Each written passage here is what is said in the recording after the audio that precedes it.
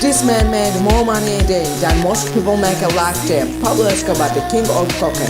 But how did a poor boy from Medellín rise from streets to control 80% of the world's cocaine?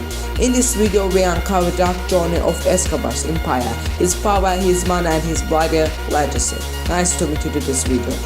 Pablo Emilio Escobar Gaviria was born on December 1st, 1949, in Rio Negro, Antioquia, Colombia. A quiet mountain town, humble family, 7 children, a life shaped by scarcity and ambition. From nearby Medellín came stories of wealth and power, a contrast that lit a fire inside him.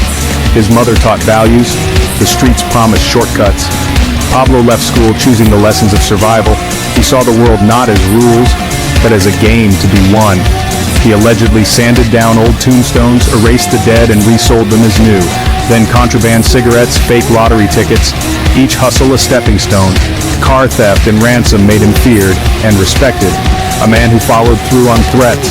The 1970s brought cocaine booming in the United States, and Colombia was poised to supply it. Escobar learned routes, methods, and players, first a courier and guard, then his own shipments. After a rival's murder, he reportedly told the dead man's crew they now worked for him. The tombstone reseller had become an aspiring kingpin. With cocaine booming, Escobar proposed an alliance. Competition meant conflict, unity meant control. The Ochoa brothers, Carlos Leder, Gonzalo Rodriguez Gacha, together, the Medellín cartel. They monopolized the chain, coca paste in Peru and Bolivia, massive jungle labs in Colombia, and a web of routes to the US later turned Norman's Cay in the Bahamas into a transshipment hub. Escobar protected the enterprise with corruption at every level, and a terrifying choice. Plata o plomo, silver or lead. At its peak, the cartel supplied most US cocaine, shipping tons a day, burning thousands on rubber bands alone. They buried money in fields, hid it in walls, stacked it in warehouses. Escobar's genius was logistics and power, running the most profitable and ruthless criminal corporation on earth. Plata o plomo wasn't a slogan, it was policy. Take the bribe or take a bullet. Police chiefs, army generals, judges, politicians, anyone who stood in the way. To crush extradition, he waged terror. Bombings, assassinations, a nation held hostage, Luis Carlos Galen murdered, Avianca Flight 203 bombed, the Palace of Justice seized. These were acts meant to bend a country. For many poor residents, the violence felt distant, something happening to the powerful. In their neighborhoods, Escobar built housing, schools, clinics, and soccer fields.